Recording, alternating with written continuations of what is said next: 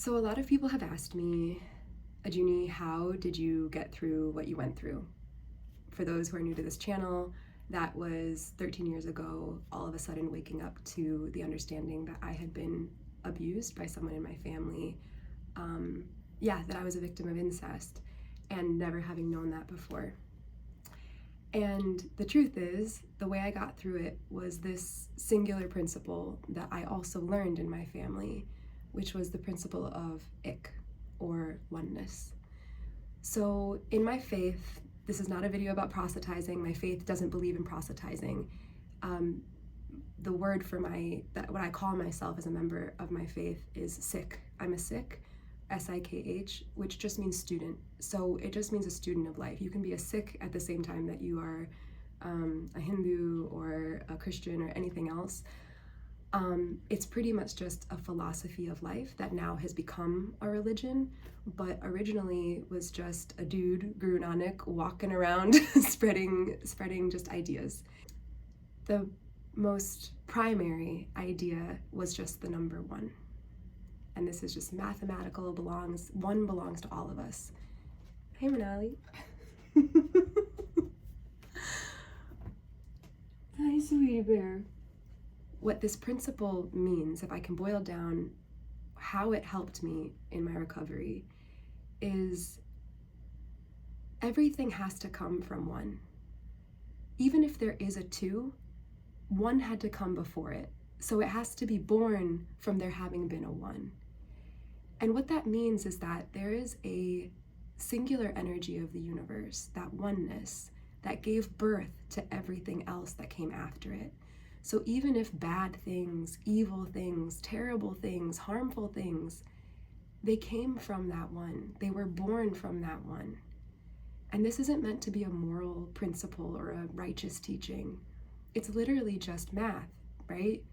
If one came first, which we mathematically know one has to come before two, that original energy of the universe is in everything, in every other thing that it was given birth to, that it gave birth to. How many things in your life can you look at that in the moment you went through them and you thought they were awful, like literally just the worst fucking thing? And now you can look back at it and see how it birthed other things in your life that either made you stronger, happier, wiser, more on your path, more authentic, whatever it was. That is all the principle of oneness is saying, that at the end of the day, all of these things can be boiled down back to their oneness. So knowing that whatever I'm going through, it can't be made of different stuff. Once I divide it up, it's all just a sum of ones. It's all just back to one. That has helped me. That helped me move through recovering my traumatic memories and coming back to myself and knowing that eventually I would be led back to oneness. And I want you to know that if you're watching this and you are going through something hard, you are going to be led back to oneness. Just stick with me here. I know how hard it is. I really, really, really understand how hard it is. That's not me lying. That's just me like wishing for all of our prosperity. But I really understand how hard it is. And when we can hold on to the idea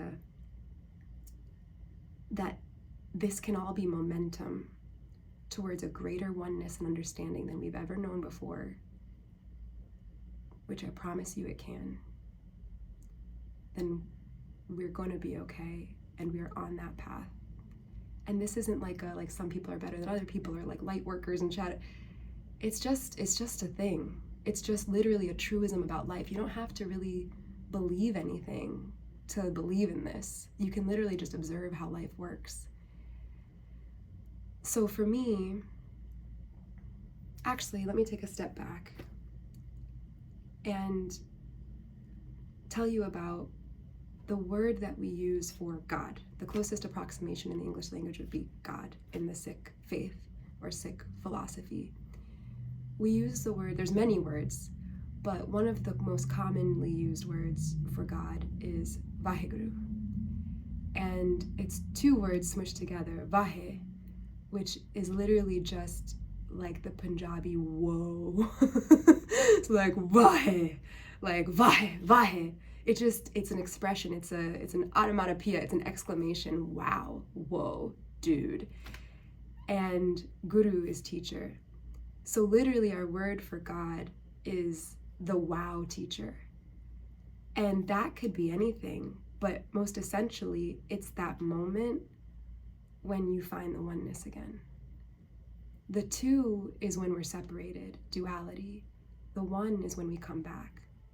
Even in the hardest thing, and I'm sure that you've experienced this, even in your recovery from sexual trauma, whatever trauma it might be, that there are moments when you can touch that faith. But there's a moment when you can see it all, when you can forgive it all. When I'm not saying to forgive things that don't need to be forgiven. I'm not saying to forgive anyone in particular, but where you can feel free. That moment exists. It's a possibility for you right now.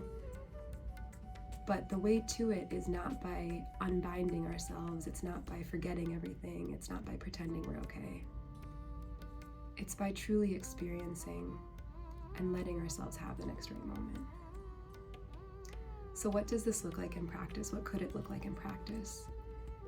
It could look like stopping ourselves from believing that we are irreparable, that we are irreparably damaged. It could look like the understanding, and this comes from one of my mentors, that we are unabandonable, that we are not alone. We are not going to be alone. I am here with you, and you are here with you, more importantly. That if you clicked on this video, there's some reason, there's something you might be looking for to help you understand. And I can tell you that even if the worst thing happened to you, even if the worst things happen to you, even if you don't remember them, you are going to be okay. Not because it didn't matter, but because there is something bigger that it happened in that is holding you. Not something that agrees with you being harmed, but something that is essential that we can return to. And that anything bad that happens to us, anything hard that happened to us, let it just be our momentum. That there is a place that we can be in where we are using it as momentum to get back to our oneness. There are things in my life that I just will no longer allow. There are people in my life that I have said goodbye to because they were recapitulations of the trauma. And it took me having to go through this to realize how many echoes of trauma there were around me. And the only way I got through that was remembering the principle of one. That at the end of all of this, I was promised something, and it's oneness. And it's not just an empty promise, it's something I feel in my bones. So if there's a moment that you can return to in your life, I encourage you to write it down. Write a few of them down. When you truly felt that oneness, when you truly felt like you understood, when you understood, you saw the Waheguru. I encourage you to share those in the comments so other people can enjoy them too, with you, with us. And if you don't have one that's coming to mind right now, then you can borrow some from down there. I really hope this continues to grow as a community of people who are recognizing the oneness around them, because that's the only way we're gonna get through this. So, lots of love. I hope to see you again soon.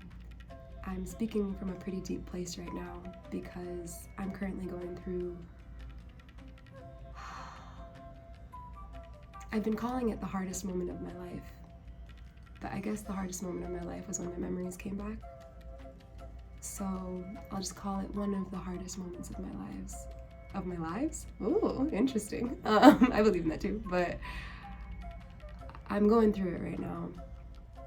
And this principle, this understanding, this knowing that all the fear that is coming up, all of the trepidation, the hurt, the feelings, the painful feelings, it is leading me back to oneness.